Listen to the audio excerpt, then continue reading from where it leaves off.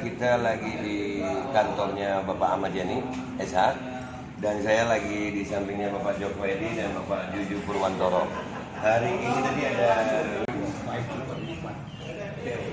Ada? Saya belum tahu itu berarti. Ada. Itu omongan narasi. Narasi. Jadi bikin-bikin lah kemudian Pak ini beserta teman-temannya itu terlibat terorisme, gitu kan? Iya. Padahal terorisme di atas bumi ini sudah nggak ada. Bahkan kemarin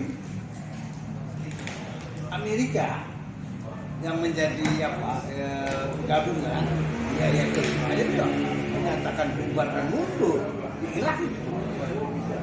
Sebelumnya yang di Afgan sudah mundur juga dia. Bahkan teroris-teroris yang namanya ISIS itu menyerahkan diri. Mana yang teroris sekarang? Kan nggak ada.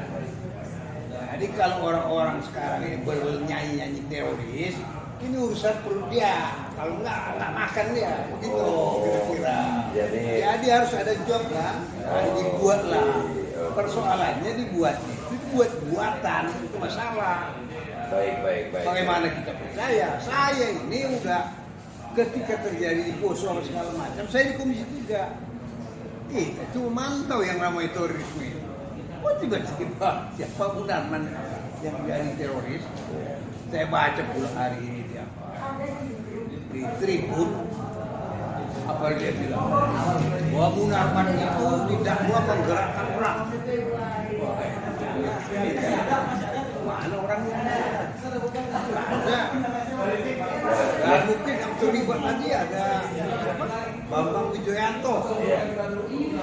Tidak ada seperti itu. Jadi siapa ini si Densus ini mempuding seolah-olah pekerjaan dia itu benar. Padahal dia bikin pekerjaan supaya dia bisa makan. Kalau tidak nggak makan, jadi ganggu orang tuh, gitu. Baik. Nah, kalau menurut Bang Joko Edi dari pihak Densus 88 ini kan segala sesuatu itu kan dilakukan dengan ada alasan. Apakah ada alasan politik di sini? Karena ini kan mau 2024 nih, kekuatan agama mulai muncul. Begitu biasa. Ya. Pertanyaan seperti itu biasa politik ini tidak mana ada urusannya. Jadi ini tetap aja di masalah job. Saya orang politik. Siap. Jadi kalau saya membenar-benarkan isu-isu itu tambah parah. Ya. Masalahnya. Apalagi yang ada Nggak ada sih, cuma itu aja. Soalnya bentar ya. Ya. Soalnya kalau saya pribadi sekarang ini, melihat terorisme itu bukan dengan senjata seperti yang dituduhkan sekarang. Sekarang ini teror itu lewat media kalau saya lihat. Ya seperti yang sekarang ada ini pandemi ini, itu saya sebutnya itu aksi teror itu. Begitu. Jadi kira-kira harapannya nanti langkah-langkah hukumnya apa aja nih untuk Ustadz Fatokba ini? Ya menurut saya itu undang-undang yang sekarang yang terakhir itu pasal 15 misalnya. 5 tahun 2018. 5 apa? Tahun 2018. Cuma talin aja lah Cabut itu berarti ke... Kenapa? Itu dua tahun lamanya perdebatan antara DPR dengan pemerintah. Yaitu untuk penambahan penahanan di luar prosedur KUHP. Ada tanggapan dari Bang Juju mungkin? Iya, terhadap Dr. Ustadz Farid Okba dan kawan-kawan 3 orang dokter ya, ulama kita. Yeah. Nah, itu ya kita juga sangat terkejut ya dengan penangkapan mereka. Dan setahu kita ya bahwa beliau itu apalah ya keterlibatan atau katakanlah kegiatan teroris sama sekali ya jelas nggak mungkin ya, impossible lah kalau mereka semua terlibat. Jadi tadi dikatakan rekan Joko Edi ada rekayasa, ada big skenario terhadap mereka ini ya, itu yang kita lihat. Tapi memang undang-undang terorisme itu memang sudah harus minta maaf lagi take shooting. Minta maaf Mas lagi take shooting. Minta maaf. Iya. Undang-undang terorisme itu seperti disinggung oleh rekan Joko Edi tadi memang setidak-tidaknya direvisi atau dicabut. Ya, itu jelas. Karena indikasi terhadap pelanggaran HAM ini nyata betul, Babe. Nyata betul. Orang malam-malam, tengah malam. Sebagai contoh misalnya kemarin baru rekan saya Munarman, saya tiba-tiba pakai sendal pun nggak boleh, ganti baju pun nggak boleh.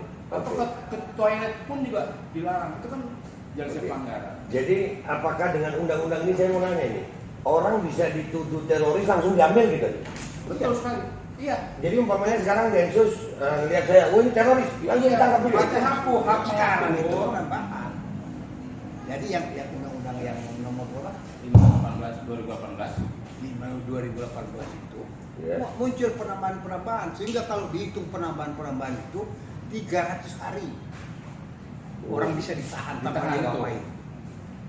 Jadi menurut saya karena kita masih orang waras, ya kan, kumpulan orang waras gitu. Hukum yang nggak waras ini harus kita kembalikan supaya waras. Ya. Itu langkah hukumnya di mana dia kalau merubah pasal itu? Kemana itu ya? Ya. Oh, itu nanti beberapa langkah sebetulnya teorinya ya. Artinya bisa kita ajukan ke MK misalnya untuk merevisi atau membatalkan pasal-pasal yang itu bertentangan dengan HAM itu. Gitu ya. Atau sekalian juga kita ajukan kepada DPR begitu ya, misalnya untuk merubah atau membatalkan atau merevisi pasal-pasal yang jelas-jelas banyak bertentangan dengan HAM. Jadi walaupun pasal undang-undang ini dirubah 3 kali, Babe Aldo, ya, sampai tengah tahun 2018, tetap saja kental sekali pelanggaran HAM-nya. Itu yang nyata-nyata. Tadi orang ditangkap dengan tanpa ada pemberitahuan, tanpa pemeriksaan lebih dahulu, langsung ditahan juga, belum diadakan pemeriksaan. Itu yang nyata seperti itu sekarang. Bisa terjadi pada siapa saja. Jadi gini ya, satu ya, undang-undang teroris itu melanggar Undang-Undang Dasar 45. Betul. Coba lihat di 24H terus Pasal 24H, pasal 24I. Jadi ya itu dilanggar semua.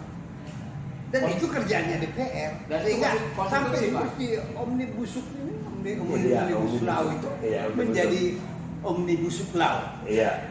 Nah, itu dilanggar semua. Iya. Dan pasti melanggar KUHAP juga Mas Joko. Iya. Itu jelas melanggar KUHAP samping UUD 45. Selain dari Undang-Undang 45, KUHAP. Lah, KUHAP-nya dilanggar bagaimana kau ini? Kan begitu. Betul. Nah, terus kau kerja pakai apa? Nah, ini orang-orang ini kerja ya cara preman gitu. Baik. Nah, oleh karena itu ini batalin undang-undang. Semua yang melanggar itu ya. Harus dibatalkan. Baru kita waras. Ini orang nggak ada teroris dia bicara tuh. Berarti kalau secara garis besar saya bisa mengatakan hukum di Indonesia sedang tidak waras ini ya? Dia nggak waras loh. Iya, berarti sedang tidak waras. Jadi Farid Okbah ini hanya diketahui seolah-olah dia pergi ke Afgan, pergi mana? Ke Mesir, pergi ke mana gitu kan? Karena di Mesir itu Mursi itu musuh gitu kan? Jadi lemah Farid Okbah ini musuh. Jadi semua anti teror itu satu biangnya Amerika gitu. Tetapi si laporannya Red Request namanya. Wartawan investigasi tahun yang lalu dia bilang 87% ya. Teroris itu bikinannya FBI. Bikinannya FBI. Orang yang melakukan dibayar, korban pun dibayar, semua dibayar oleh FBI. Nah, ini masalahnya di Indonesia juga pas begitu. Sama itu platnya. Jadi Bang Aldo, tambahan dari saya, kalau kita review sedikit ya, undang-undang terorisme tadi, undang-undang 2014, pasal 14, pasal 15, pasal 13 juga ya, kalau yang dituduhkan juga pada rekan Munarman dan yang lain-lain yang dituduhkan itu, kan paling tidak misalnya yang gampang-gampangan aja ya, unsur misalnya kalau teroris itu kan ada bom misalnya, Iya. menyiapkan bom, bikin bom, gitu kan? Iya, iya. Atau sudah ada bukti permulaan kalau bahasa hukum, bukti permulaan dia melemparkan bom atau pasang bom, itu kan nggak ada sama sekali. Atau ingin merubah ideologi negara juga nggak ada. Apalagi tiga ustadz tadi sama sekali mana ngerti dia urusan bom-bom gitu. Iya. Munarman juga demikian, Pak Munarman itu profesional lawyer misalnya gitu. Iya. Kan tujuannya teroris. Iya. Nah itu Bang Adu. Hari Melanggar sekali. hari ini lebih kolot lagi yang diapain? Yang di Tribun yang saya baca. Iya. Tribun saya baca itu, wah, sampai ke Bambang Wijoyanto. Iya. Mendukung ISIS. Isis. Ini soalnya Munarman sama ini bukan di belahan Islam itu loh. Iya. Lebih berat mereka itu di belahan sekuler. Iya. Tiba-tiba mendukung ISIS. Ini ngaco ini. Ngawur. Ya ini dibayar sama siapa ini? Sama si Densus. Untuk menuliskannya seperti itu. Iya. Supaya Munarman ini terbunuh secara karakter. Iya. Dengan begitu tidak ada lagi yang melawan si Densus ini. Tapi ke kita yang nggak bisa.